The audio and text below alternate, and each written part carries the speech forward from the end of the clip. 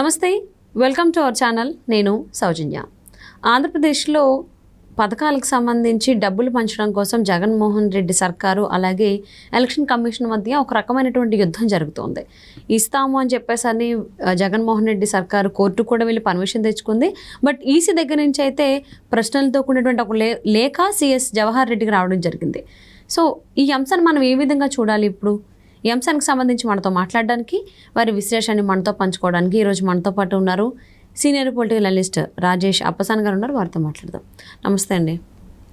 అంటే జగన్మోహన్ రెడ్డి సర్కారు పలు పథకాలకు సంబంధించి డబ్బులు పంచడం కోసం ఎలక్షన్ కోడ్ ఉన్నటువంటి నేపథ్యంలో ఇప్పుడు హైకోర్టుకి వెళ్ళి పర్మిషన్ తెచ్చుకోవడం, హైకోర్టు పర్మిషన్ ఇవ్వడం, ఎలక్షన్ కోడ్ అమల్లో ఉన్నప్పుడు కూడా మళ్ళీ దాని దగ్గర నుంచి అక్కడి నుంచి వాళ్ళు మళ్ళీ ఎలక్షన్ కమిషన్ దగ్గరికి వెళ్ళడం, అక్కడేమో ఎలక్షన్ కమిషన్ ఏమో సిఎస్ జవహర్ రెడ్డికి ఒక లేఖ పంపించడం, ఇదంతా ఏ విధంగా చూడాలి అసలు?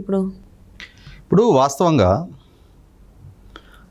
ఎన్నికల సంఘం కోడ్ ఆఫ్ కాండక్ట్ అమల్లోకి తీసుకొచ్చేది అధికారంలో ఉన్న పార్టీ అయినా సరే, ప్రతిపక్షంలో ఉన్న పార్టీ అయినా సరే, అసలు ప్రజలలో చట్టసభకి ఒక్కసారికి కూడా ఎంపిక కాని రాజకీయ పార్టీ అయినా సరే, ప్రజల్లో నుంచి అందరికీ సమాన అవకాశాల ప్రాతిపదికగా ఎన్నికలు జరగాలి.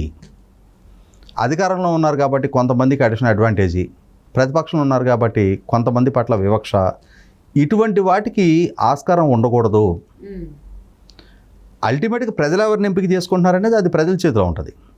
కానీ ఆ ఎన్నికల పోటీ సందర్భంగా అందరికీ ఈక్వల్ లెవెల్ ప్లేయింగ్ ఫీల్డ్ ఉండాలి అనే ఉద్దేశంతో కోడ్ ఆఫ్ కాండక్ట్ని అమల్లోకి తీసుకొస్తారు. వన్స్ కోడ్ ఆఫ్ కాండక్ట్ అంటే ఎన్నికల నోటిఫికేషన్ విడుదలైన తర్వాత ఈ రోజు నుంచి కోడ్ ఆఫ్ కాండక్ట్ అమల్లోకి వచ్చింది అని చెప్పని ఎలక్షన్ కమిషన్ ఒక ప్రకటన చేసిన తర్వాత ప్రభుత్వాలైనా రాజకీయ పక్షాలైనా ఆ కోడ్ ఆఫ్ కాండక్ట్ పాటించి తీరాలి. ప్రభుత్వాలకు ఎందుకు కోడ్ ఆఫ్ కాండక్ట్ అమలు చేస్తారు? వారు అధికారంలో ఉంటున్నారు, వారి చేతిలో యంత్రాంగం ఉంటుంది, బడ్జెట్ రిసోర్సెస్ ఉంటాయి. దాన్ని అడిషనల్ అడ్వాంటేజ్గా మలుచుకొని ప్రజల దగ్గర మిగిలిన రాజకీయ పక్షాల కన్నా కొంచెం అడ్వాంటేజ్గా మార్చుకోవడానికి ఆస్కారం ఉంటుందనే ఉద్దేశంతో కోడ్ ఆఫ్ కాండక్ట్ అమలుకి తీసుకొస్తారు. అంటే వన్స్ కోడ్ ఆఫ్ కాండక్ట్ వచ్చిన తర్వాత ప్రభుత్వాలు విధానపరమైన డెసిషన్స్ తీసుకోకూడదు, పాలసీ డెసిషన్స్ తీసుకోకూడదు, కొత్త శంకుస్థాపనలు చేయటాలు, ప్రారంభోత్సవాలు చేయటాలు వంటివి చేయకూడదు, కొత్త పాలసీస్ అనౌన్స్ చేయకూడదు, స్కీములు లాంటివి ప్రకటించకూడదు. అంటే అధికారిక ప్రకటన వాళ్ళ మేనిఫెస్టోలో రేపు మళ్ళీ మేము గెలిస్తే ఇది చేస్తామని చెప్పడం వేరు.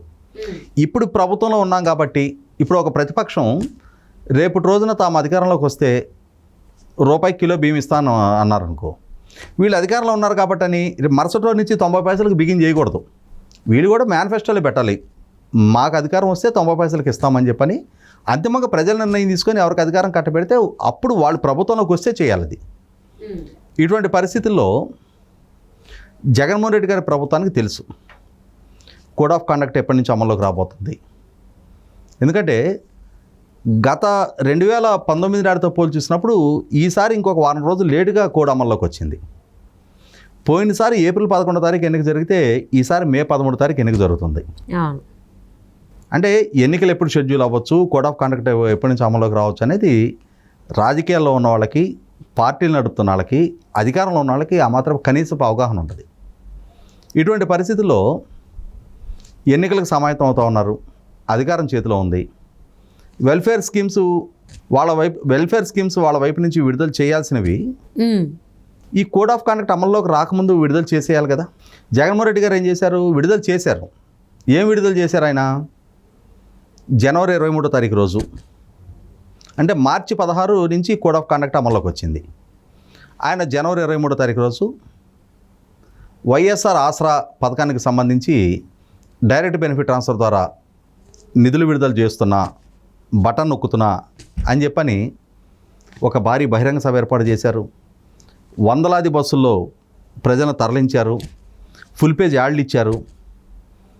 ఆ సభ వేదిక మీద నుంచి, అంటే ఈ సభ ఏర్పాటు ప్రభుత్వ ధనంతో, ఈ వందలాది బస్సుల తరలింపు ప్రభుత్వ ధనంతో, ఫుల్ పేజ్ యాడ్లు ప్రభుత్వ ధనంతో. ఎందుకంటే ఆయన ముఖ్యమంత్రి హోదాలో అధికారిక కార్యక్రమం కాబట్టి మొత్తం మనం కట్టిన పన్నుల నుంచి ఈ ఏర్పాట్లన్నీ చేసుకున్నారు. ఓ సభ ఏర్పాటు చేసి అక్కడ ఈయనకు కావాల్సినంత రాజకీయ ప్రసంగం చేసి ఈయన స్తుతించుకొని ప్రతిపక్షాలని అమనాభూతులు తిట్టి చివరికి నేను బటన్ నొక్కా నేరుగా లబ్ధిదారుల అకౌంట్లోకి డబ్బులు వెళ్ళిపోతాయి నా అక్కశైలమ్మల అకౌంట్లోకి అని చెప్పుకున్నారు. ఇది ఎప్పుడు జనవరి 23 తారీఖు రోజు.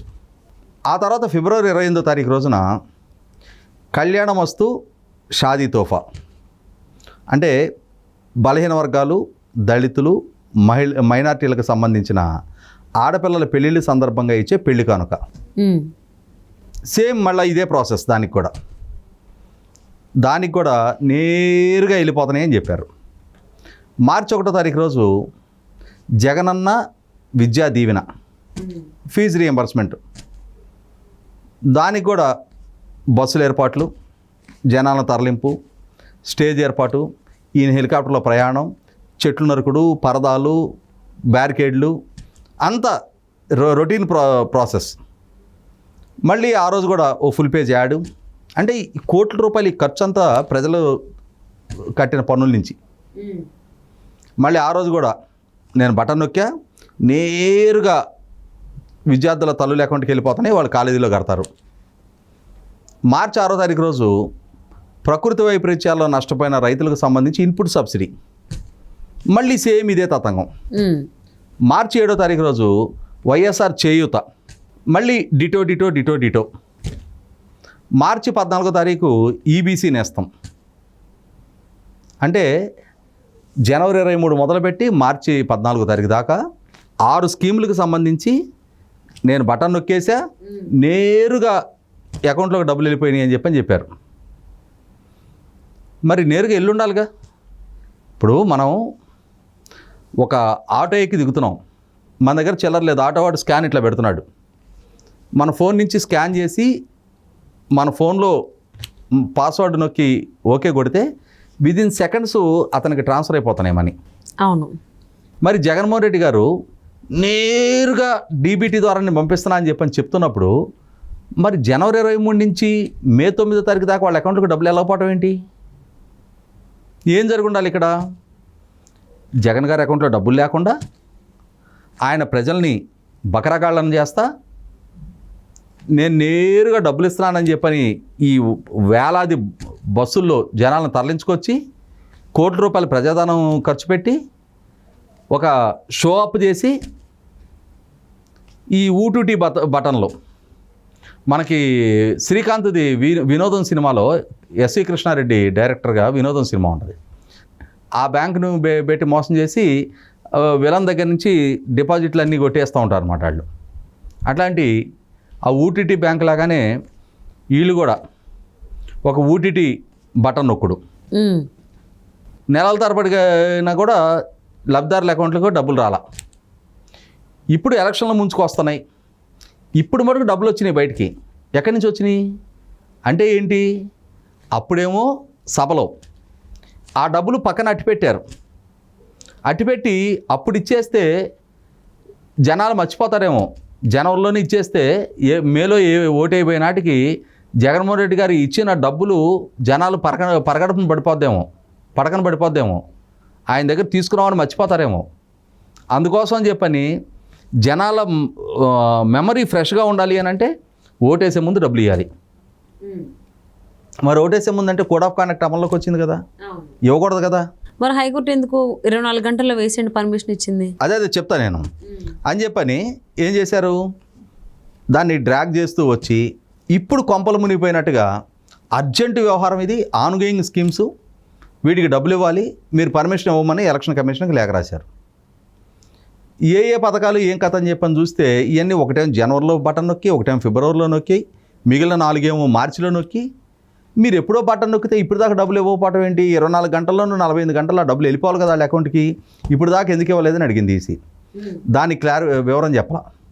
మీరు ఆన్గోయింగ్ స్కీమ్స్ అంటున్నారు కదా, సరే ఓ పని చేద్దాము, మామూలుగా అయితే కోడ్ ఆఫ్ కాండక్ట్ లిఫ్ట్ చేసినాక కానీ డబ్బులు ట్రాన్స్ఫర్ చేయడానికి వీలు కాదు, అంటే జూన్లో కానీ సాధ్యం కాదు అది, కానీ మీరు ఆన్గోయింగ్ అంటున్నారు కాబట్టి రేపు 13వ తారీఖు ఎలక్షన్ అయిన మరుసటి రోజు నుంచి చేసుకోమని చెప్పింది ఎలక్షన్ కమిషన్. ఓకే. అంటే నిజంగానే సంక్షేమ పథకాల లబ్ధిదారుల పట్ల కన్సర్న్ ఉండి వాళ్ళకి ఇవ్వటమే ప్రభుత్వ లక్ష్యం అయితే 14 తారీఖు నుంచి ఇస్తే వచ్చే తప్పే ఉంది. అంటే మీకు దాని ద్వారా ఓట్లు పోలరైజేషను, ఓట్లు కొనుక్కోవాలనే ఆలోచన తప్పిస్తే నిజంగానే మీకు వాళ్ళకి ఇవ్వటం అనే చిత్తశుద్ధే మీకు ఉన్నట్టయితే ముందే ఇచ్చి ఉండాలి, లేదు 13వ తారీఖు తర్వాత ఇవ్వచ్చు. ఎలక్షన్ కమిషన్ అదే చెప్పింది. కానీ వీళ్ళ ఆలోచన వేరు. వీళ్ళకేంటి 14,165 కోట్లు ప్రభుత్వ ధనం, ఈ ధనంతో ఓట్లు కొనుక్కోవాలి, ఈ డబ్బు పంపిణీ చేసి తద్వారా ఓట్లు కొనాలి. అది వీళ్ళ ఆలోచన, వీళ్ళ క్రుకుడ్నెస్. ఆ చీఫ్ సెక్రటరీ అనేవాడికి కొద్దిగా బుర్రలో ఇంతైనా సరే నేను ప్రభుత్వ ఉద్యోగిని, ప్రభుత్వ జీతం తీసుకుంటున్నా, ప్రజలు కట్టిన పన్నుల నుంచి జీతం తీసుకుంటున్నా, నేను ఆల్ ఇండియా సర్వీస్ అధికారిని, రాజ్యాంగబద్ధమైన పదవిలో ఉన్నా, నేను బిజినెస్ రూల్ కట్టుబడి పనిచేయాలి, నేను పాలకుడుగా జగన్మోహన్ రెడ్డి గారి ఆదేశాల ప్రకారం ఆయనకి ఎన్నికల ఎజెండా సృష్టించే బాధ్యత నాది కాదనే జ్ఞానమే ఉండుంటే ఇటువంటి నిర్ణయాలు చేయడు.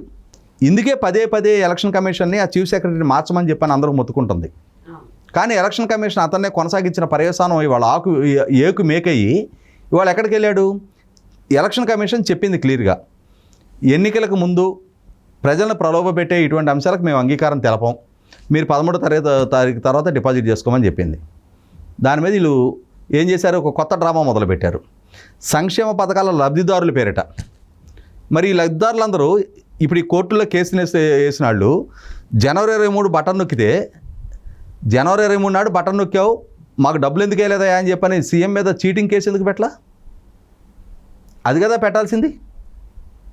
చీఫ్ సెక్రటరీని సీఎంని బాధ్యులుగా చేసి సెక్షన్ 420 కింద కేసు ఎందుకు నమోదు చేయాల?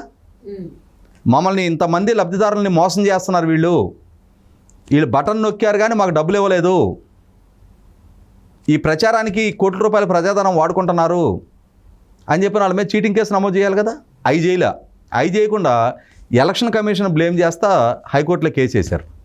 మరి హైకోర్టు అయినా ఎలక్షన్ కమిషన్ పూర్తి వివరణ ఇచ్చినప్పుడు దీన్ని పరిగణలోకి తీసుకోవాలి కదా. కోడ్ ఆఫ్ కాండక్ట్ అమల్లోకి వచ్చింది, 3 రోజుల్లోకి ఎలక్షన్ వచ్చేసింది. చాలా గొప్పగా 10వ తారీఖు ఒక్కరోజు ఈ స్టే సస్పెండ్ చేస్తున్నామని చెప్పని. ఎందుకు ఒకరోజు సస్పెండ్ చేయాలి అంటే 10వ తారీఖు అయితేనేమో ఓటర్ల మీద ఇన్ఫ్లుయెన్స్ ఉండదా, 11 అయితే ఓటర్ల మీద ఇన్ఫ్లుయెన్స్ ఉంటుందా? ఏమి జస్టిఫికేషన్ అది? 100కి 100 పాళ్ళు వేల కోట్ల రూపాయల ప్రజాధనంతో ఓట్ల పోలరైజేషన్కి ప్రయత్నం జరుగుతుంది. అడ్డుకట్ట వేసి తీరాలి.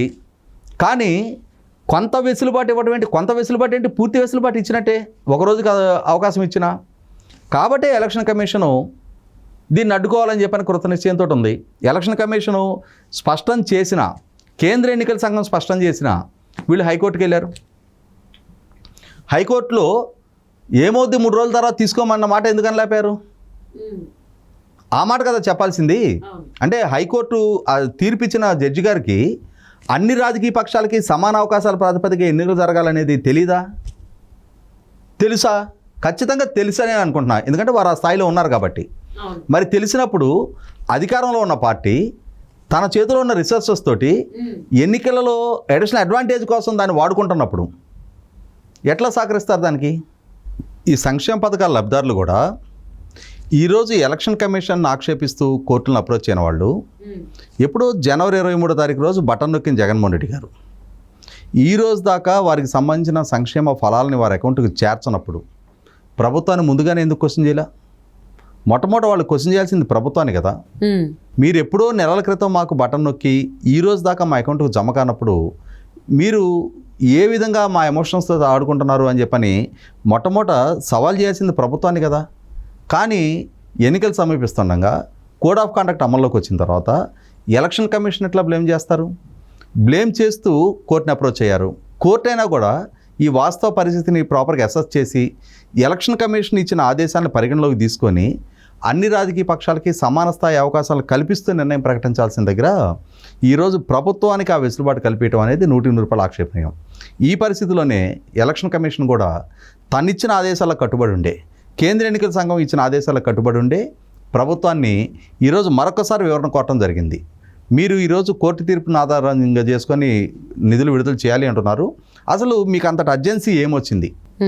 13వ తారీఖు తర్వాత విడుదల చేయడానికి విడుదల చేయడానికి మధ్య ఉన్న వ్యత్యాసం ఏంటి, ఎందుకు ఇంత ఆతృత పడుతున్నారు మీరని చెప్పని క్వశ్చన్ చేయడం జరిగింది. ఖచ్చితంగా ప్రభుత్వం దగ్గర ఉన్న ఆతృత ఒకటే, ప్రజాధనంతో ఓటర్ పోలరైజేషన్ చేసుకోవాలి. మిగిలిన రాజకీయ పక్షాల కన్నా వీళ్ళు అడిషనల్ అడ్వాంటేజ్ తెచ్చుకోవాలి. దాని ద్వారా ఈ అంశాన్ని ఓపెన్గా చెప్పలేరు. కాబట్టి ఏంటంటే ఇటువంటి సంక్షేమ పథకాల లబ్ధిదారుల పేరిట ఏదో ఒక రకమైన కుంటి సాకులు చెప్పే ప్రయత్నం చేస్తున్నారు. ఇక్కడ ఆక్షేపించాల్సిన పనితీరు వచ్చేటప్పటికి, ఆక్షేపించాల్సిన వ్యవహార శైలి వచ్చేటప్పటికి చీఫ్ సెక్రటరీ గారిది. ఆయన ప్రభుత్వ ఉద్యోగిని అనే అంశాన్ని మర్చిపోయి బిజినెస్ రూల్కి కట్టుబడి పనిచేయాలనే అంశాన్ని విస్మరించి అధికార పార్టీ నాయకుడిలాగా జగన్మోహన్ రెడ్డి గారి ఎన్నికల ఎజెండాలో ఒక అస్త్రంలాగా ఉపయోగపడుతున్నారు. ఇటువంటి నేపథ్యంలో నా ఉద్దేశం అయితే చీఫ్ సెక్రటరీ గారిని ఇమ్మీడియట్గా ఎలక్షన్ కమిషన్ ఆయన విధుల నుంచి తప్పించి తీరాల్సిన అవసరం ఉంది. ఎన్నికలు ఫ్రీ అండ్ ఫెయిర్గా జరగడానికి హైకోర్టు ఆదేశాలు ఇచ్చినా సరే ఎలక్షన్ కమిషన్ దాన్ని పరిగణలోకి తీసుకోకుండా అన్ని రాజకీయ పక్షాలకి సమాన స్థాయి అవకాశాలని అందించినప్పుడే ప్రజాస్వామ్య స్ఫూర్తి కాపాడబడుతుంది తప్ప, లేదు అన్నప్పుడు ఇదే ఒక ప్రాక్టీస్గా మారుతుంది. రేపటి రోజున ఆంధ్రప్రదేశ్ రాష్ట్ర ప్రభుత్వానికి ఈ వెసులుబాటు దక్కినప్పుడు దేశంలోని మిగిలిన రాష్ట్ర ప్రభుత్వాలు ఇదే వరకు కొనసాగిస్తాయి. అదే సందర్భంలో కేంద్ర ప్రభుత్వం కూడా ఇదే విధానాన్ని ఎంపిక చేసుకోవడానికి ఆస్కారం ఉంటుంది. అటువంటప్పుడు ఫ్రీ అండ్ ఫెయిర్గా ఎన్నిక జరగడానికి ఆస్కారమే లేదు. ఇటువంటి పరిస్థితుల్లో దేశ ప్రజాస్వామ్య స్ఫూర్తి కాపాడబడాలి అని అంటే ఎన్నికల కమిషన్ ఇస్తున్న ఆదేశాలు తూచా తప్పకుండా కాపాడబడాల్సిందే. దానికి లోబడి ఏ ప్రభుత్వం అయినా ఏ రాజకీయ పక్షం అయినా సరే ఆ విధానాలను అవలంబించుకొని దానికి తగిన విధంగా ఎన్నికలకు సమాయత్తం కావాల్సిందే తప్ప అనీవెన్ అడ్వాంటేజ్ తీసుకునే ఎటువంటి చర్యకి ఏ రాజకీయ పక్షం, ఏ ప్రభుత్వం, ఏ అధికార పార్టీ ప్రయత్నం చేసినా కూడా అడ్డుకట్ట వేసి తీరాల్సిందే. సో ఏపీ సర్కార్ అయితే పథకాల పేరు చెప్పి డబ్బులు పంచాలనుకున్నారు, బట్ దానికైతే ఈసీ అడ్డుకట్టు వేసిందండి. Thank you so much Rajesh గారు.